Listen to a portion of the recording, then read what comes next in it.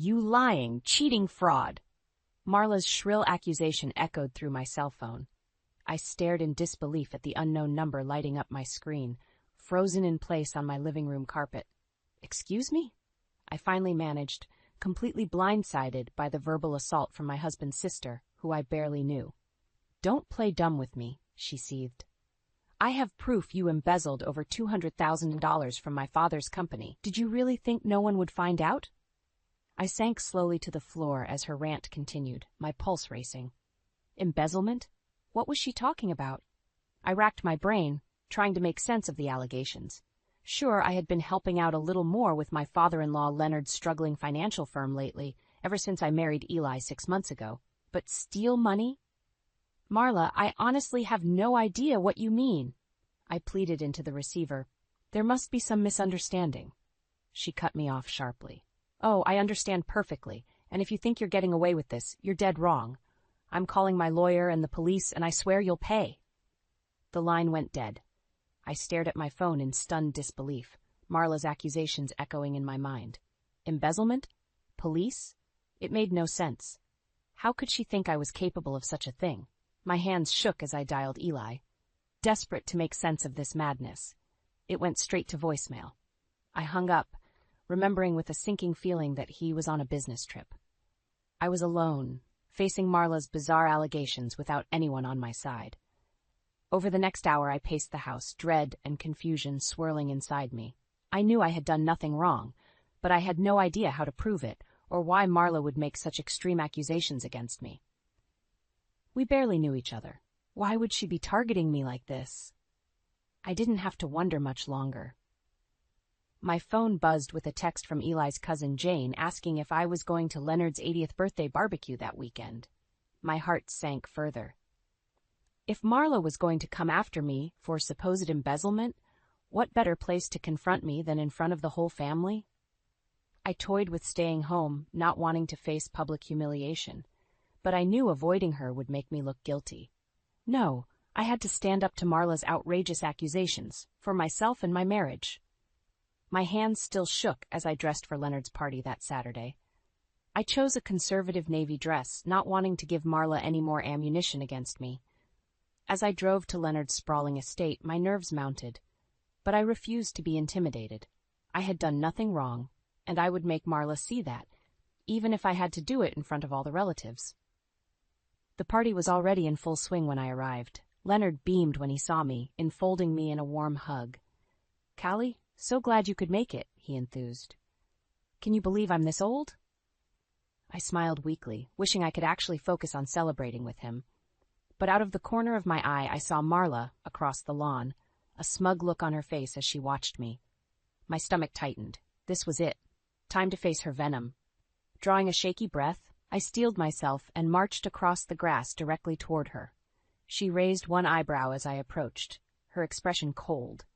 Before I could open my mouth, she grabbed a microphone off a nearby table, tapping it loudly to get everyone's attention. "Sorry to interrupt, but I have an important announcement about the guest of honor's daughter-in-law," she said loudly. Everyone turned, curiosity mixing with surprise at her imperious tone. "Callie here," she continued, glaring at me while gesturing theatrically in my direction, "has stolen over $200 from the family." A collective gasp rose from the crowd. I stood frozen, mouth agape, as all eyes fixed on me with disbelief and suspicion. My pulse pounded in my ears. "Marla, what is going on?" Eli demanded, rushing forward to stand between us. I blinked back grateful tears at the sight of my husband, though his forehead was etched with confusion.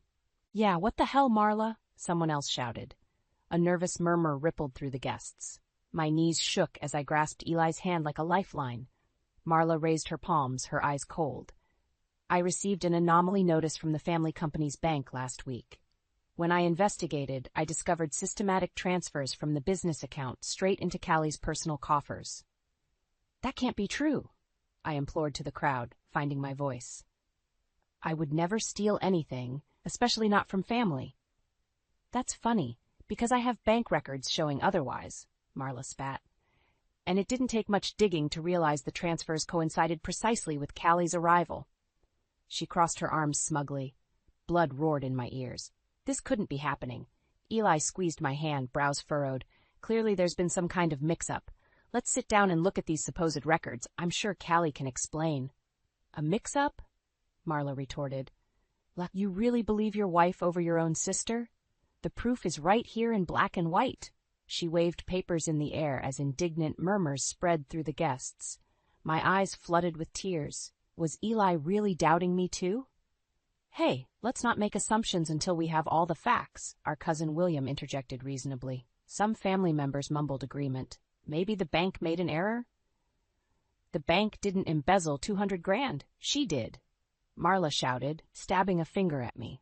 Several relatives nodded, casting suspicious looks my way. Mortified tears spilled down my cheeks. This couldn't be real. Suddenly, Leonard stepped forward, leaning heavily on his cane. Though frail, his voice rang clear. I know my daughter-in-law. Callie is innocent, he declared. A few family members applauded. My tears morphed to gratitude for my father-in-law's faith in me, though an anxious pit still churned in my stomach. What proof did I actually have? Marla only scoffed. You're a foolish old man to trust her over evidence. That gold-digging fraud married Eli for access to our accounts. An electric fury coursed through me. The stress, confusion, and Marla's public attacks ignited my anger. Yes, Marla clearly hated me, though I hardly knew her. But why make such drastic accusations? What was her end goal? Before I could respond, she snatched her cell phone from her fancy designer purse, stabbing aggressively at the screen. That's it, she snapped. I'm calling the cops.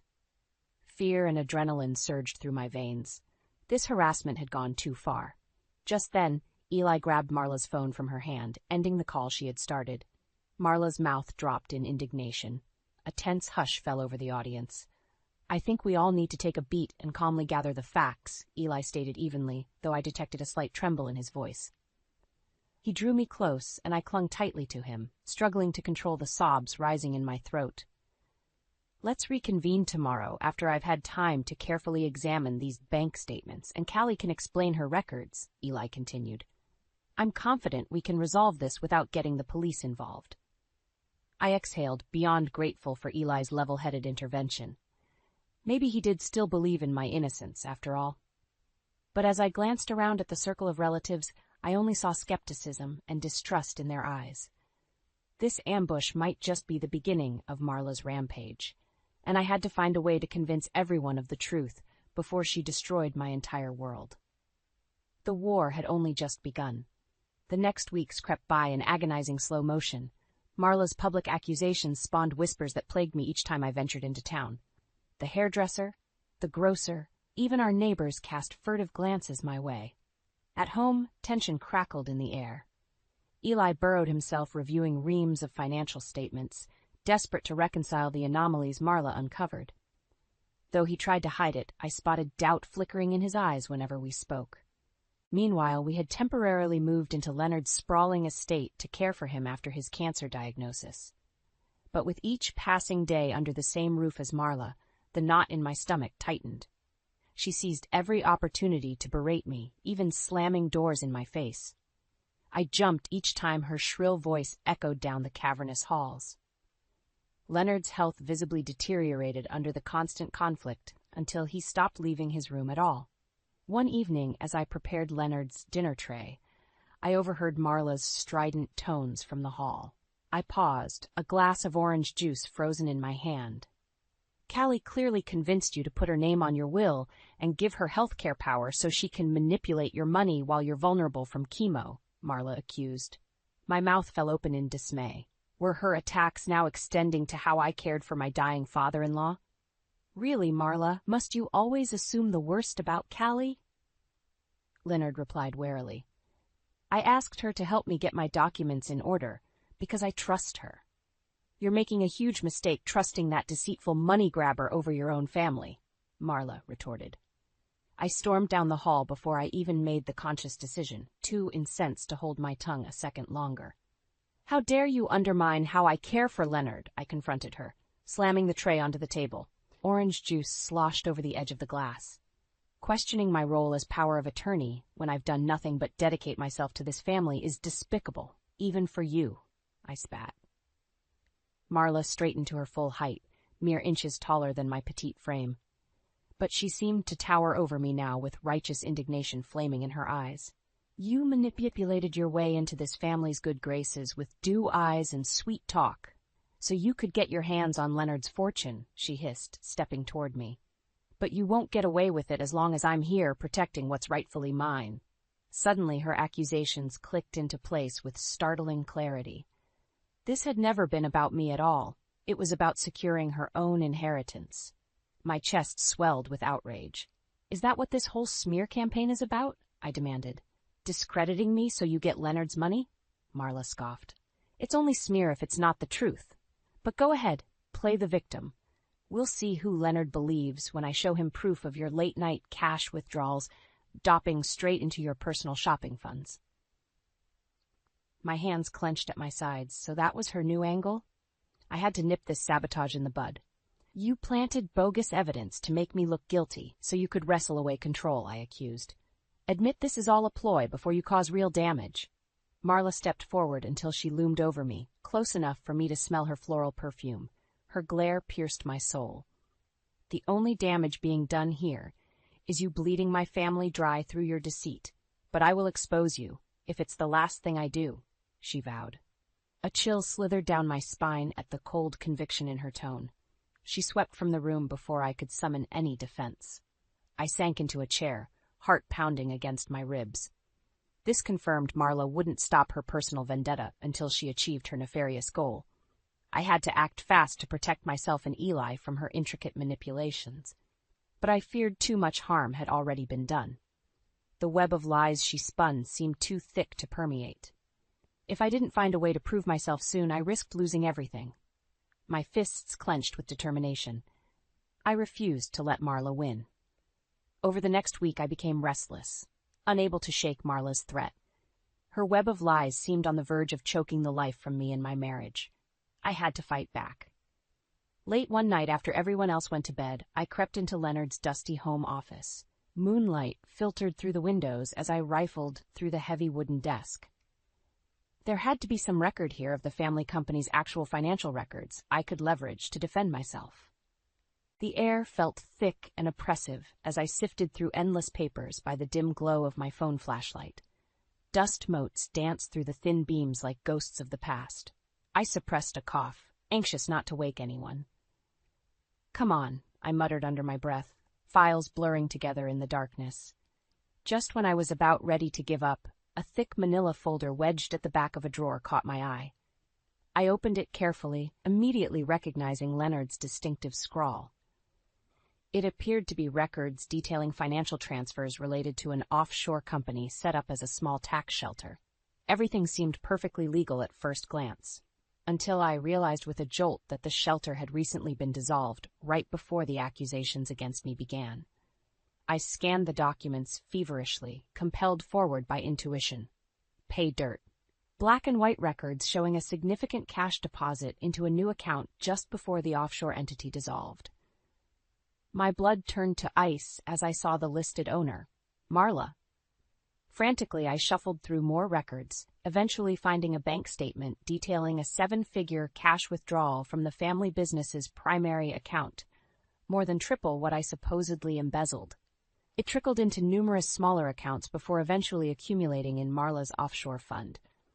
I rocked back onto my heels, hands trembling around the damning evidence. This proved without doubt that Marla had manufactured bogus accusations against me to conceal her own enormous theft. Fury coursed through me. Thanks to her tall tales, I endured weeks of public humiliation and deteriorating faith from my husband and father-in-law. Meanwhile, she was quietly siphoning enough money to set herself up for life. It made me physically ill. Just then, I noticed smaller subsequent withdrawals from the family accounts in the months since. My rage ignited exponentially when I realized the implications. Even after building her own offshore fortune, Marla continued bleeding the family funds dry out of pure spite and greed. By now, grief intermingled with my anger. Eli and I once shared dreams of taking over the struggling family business, restoring it to prosperity. But if Marla's embezzlement continued unchecked, bankruptcy loomed perilously close. We stood to lose everything because of her insatiable avarice. Well, Not if I had anything to do with it. Foreboding determination solidified my resolve. I would protect this family from financial ruin, no matter the consequences. Carefully replacing the records, I crept back upstairs, nursing the glimmer of a plan.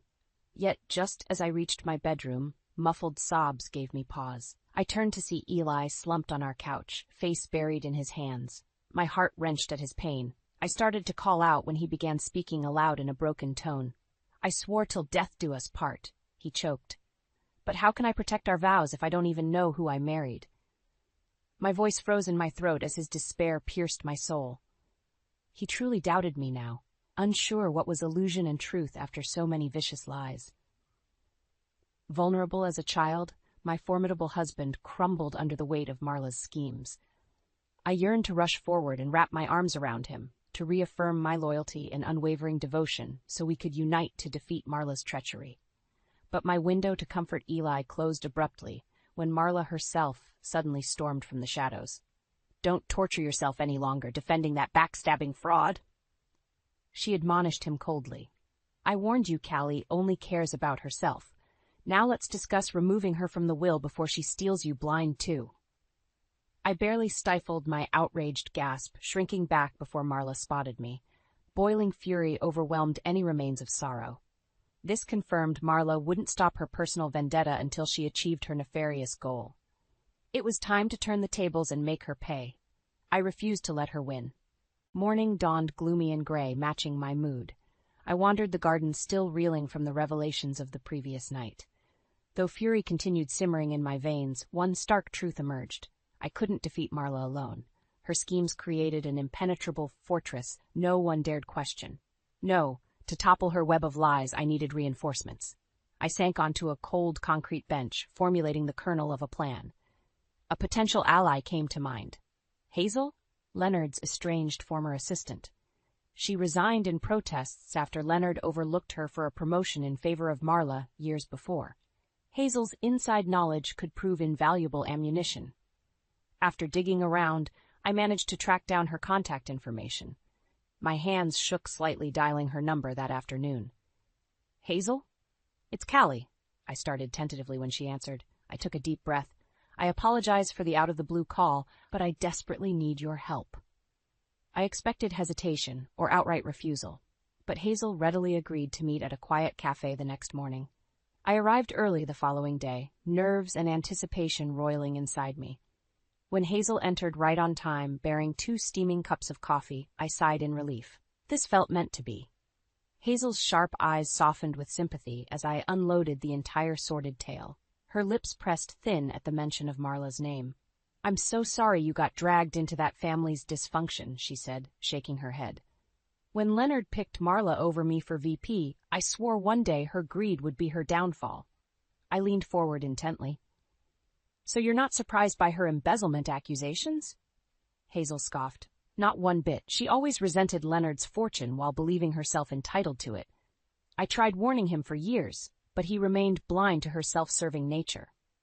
My pulse quickened. "So you believe she could be capable of setting me up?" I dared ask. Hazel nodded firmly. "Absolutely. She always despised perceived rivals. With you as a new threat, I guarantee she'd target you to get what she wants." Hope unfurled inside me, hearing Hazel validate my suspicions. Perhaps I wasn't battling Marla alone after all. I described finding records proving Marla siphoned family money overseas for years. Hazel confirmed witnessing odd financial transactions during her tenure, but hadn't pieced together the pattern at the time. "I knew something dishonest was happening right under Leonard's nose," Hazel revealed, anger glinting in her eyes. "But I never managed to catch concrete proof before Marla turned Leonard against me." My mind raced, connecting dots. With Hazel's inside context combined with the evidence I uncovered, we suddenly held all the puzzle pieces necessary to expose Marla's schemes. I met Hazel's determined gaze. "Will you help me convince Leonard and Eli of the truth?" I implored. "With our knowledge combined, we can finally prove Marla's been playing everyone this whole time." Hazel straightened, resolve stealing her expression. "I'm all in. Marla destroyed my career and reputation. It's time for some justice." We plotted late into the afternoon. Hazel agreed to discreetly dig for more evidence of Marla's embezzlement over the years. Meanwhile, I would pry deeper into the dissolved tax shelters, hopeful more clues awaited somewhere. It felt intoxicating, finally strategizing a counteroffensive. As we parted ways outside the cafe, Hazel grasped my hands, compassion in her eyes. "Stay strong, Callie," she urged. "With perseverance, the truth prevails. You'll restore your good name, I'm certain of it." I blinked back grateful tears as I embraced her. With Hazel by my side, the future seemed a little less bleak than the night before. I didn't have to withstand Marla's torment alone anymore. Empowered by new camaraderie, I drove home with my head held high, refusing to shed another tear over Marla's schemes. She spun an artful web to discredit me, yes. But united with Hazel, we would gather enough evidence to dismantle her lies once and for all. Justice would soon have its day. Over the next few weeks, Hazel and I discreetly gathered evidence. She uncovered financial statements showing odd transfers coinciding with Marla's promotions over the years. I dug deeper into the offshore accounts, tracing money trails leading right back to Marla. Piece by piece, our proof grew damning. Marla embezzled under the guise of legitimacy at every opportunity, bleeding funds to fuel her gilded lifestyle. Meanwhile, she schemed to undermine me, the lone barrier between her and total control. Armed with reams of records, Hazel and I decided to confront Marla and Leonard at the upcoming quarterly board meeting. The stage was set for a dramatic showdown. I dressed carefully that morning in a polished sheath dress, armor for the battle ahead. Hazel met me outside the conference room, files clutched in her steady hands, eyes brimming with vindication. "Ready?" I asked with a bracing smile. She squeezed my arm encouragingly. We entered together as equals, spines straightened in solidarity. I held Marla's glare evenly as we took seats across the heavy oak table. Shock registered briefly on her haughty features at the sight of her old rival, but she quickly arranged her face in a patronizing smile. "Hazel, what an unexpected surprise," she purred, venom subtly lacing her syrupy tone. "I thought we parted ways years ago. But no matter." "I asked her to come," I interjected coolly, relishing knocking her off balance. "I want reliable witnesses for this discussion." Marla scowled as murmurs rippled around the room. Leonard rapped his gavel. "Let's begin, shall we?" Oblivious to the undercurrents, he led the meeting through standard business items. I barely listened, watching Marla fidget with her ostentatious jewels. She likely assumed I invited Hazel merely for emotional support. Well, she would soon learn otherwise. Finally, Leonard adjourned the budget approvals. "Any other items before we wrap?" he asked mildly. I met Hazel's gaze, stealing my nerve. "Showtime. Yes, actually." My voice rang clear in the sudden silence. All eyes shifted to me as I rose slowly, smoothing my skirt with a steady hand. I stepped forward, shoulders back, confidence rooting me firmly to the ground. Hazel handed me a document. I flipped it open, facing the group. "As you can see in this financial statement from a now dissolved offshore account, large sums consistently went missing from family company funds over several years." Murmurs swelled as I continued, laying out transfer records, holding nothing back. Piece by irrefutable piece, we outlined Marla's elaborate embezzlement scheme going back over a decade. By the time I slapped the last document on the table, you could hear a pin drop.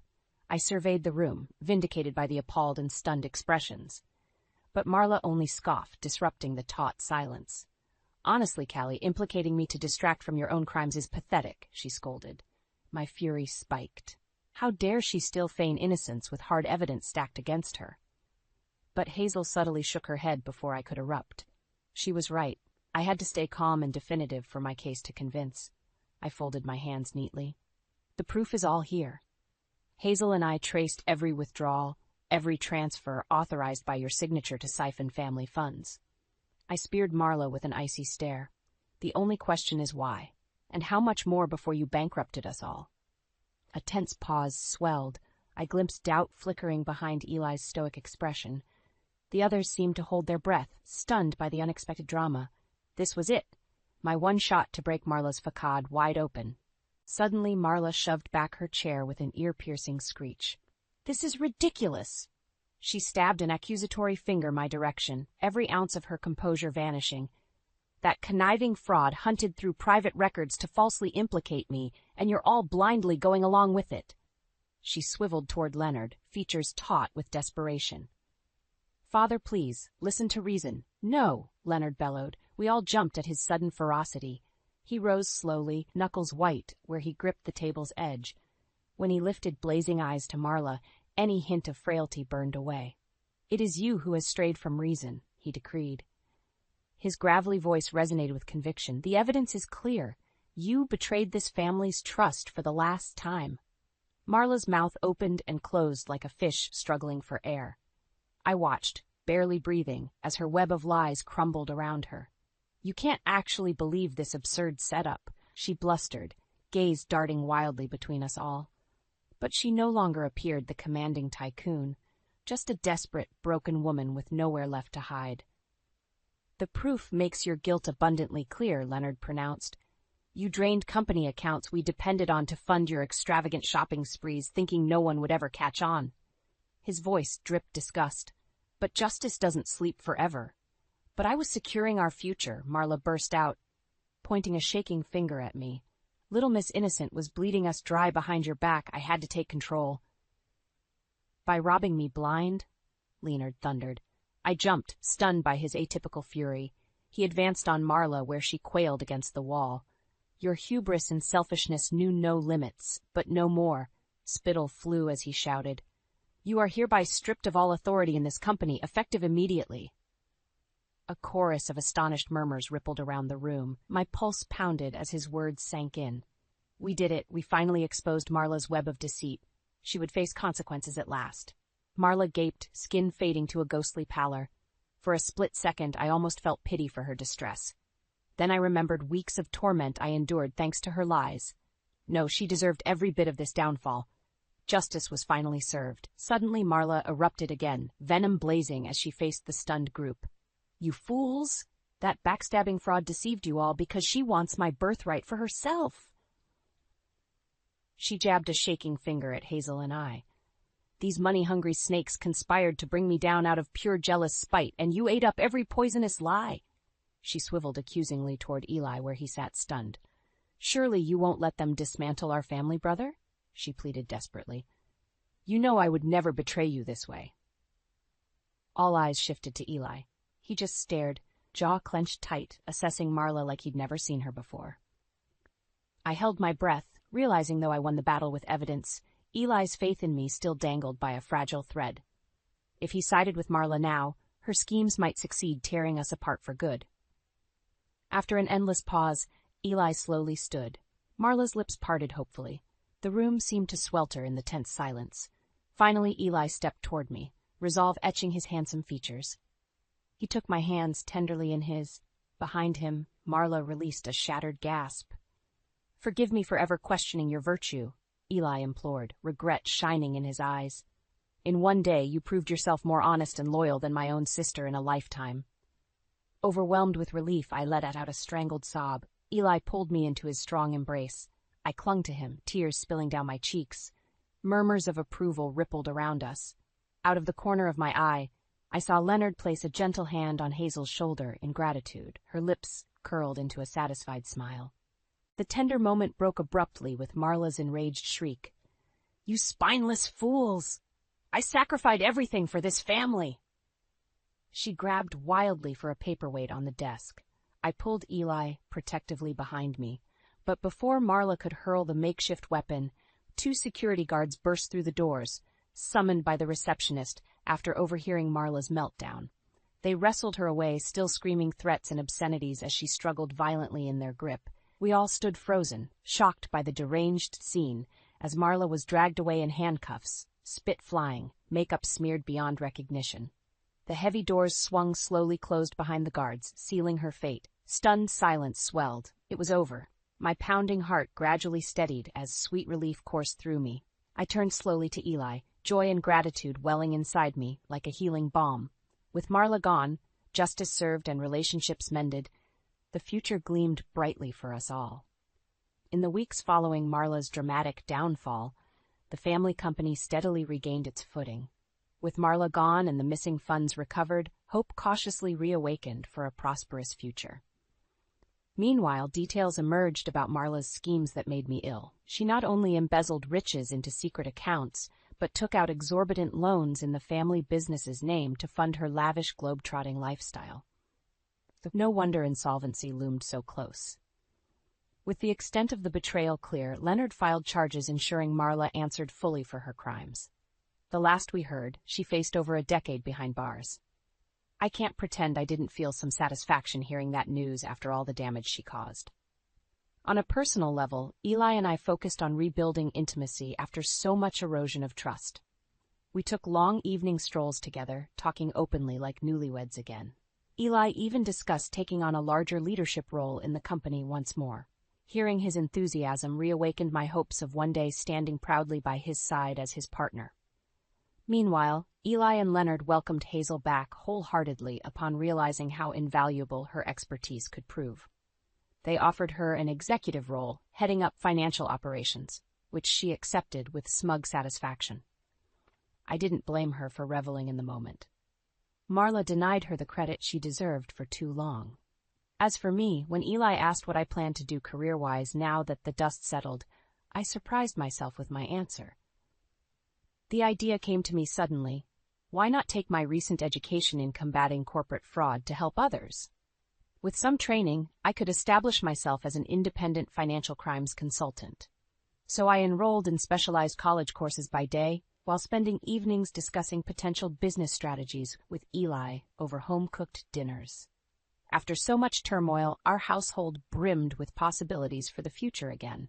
One sunny afternoon about 2 months later, relaxed laughter drew me out to the veranda where I discovered Eli and Leonard chatting animatedly over paperwork bearing the company logo. They both glanced up with easy smiles as I approached. "Pull up a chair, darling?" Eli greeted me vibrantly. "We were just discussing ideas for expanding the international sales division you proposed. Leonard thinks your concept shows real vision."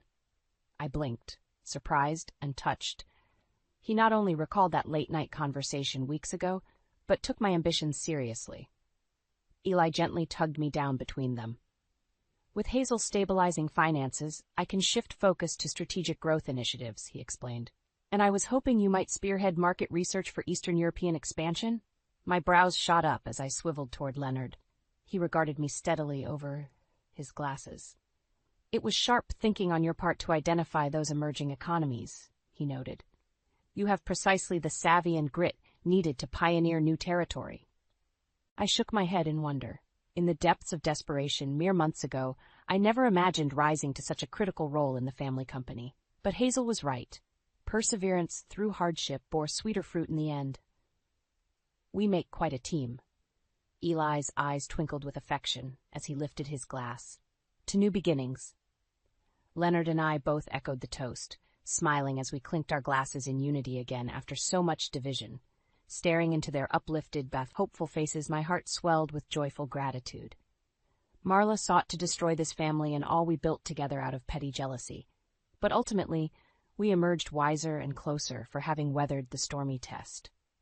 As we sipped the sweet, chilled wine, a sense of peace descended over me. The future brimmed with light and possibility, personally and professionally. All was well again at last.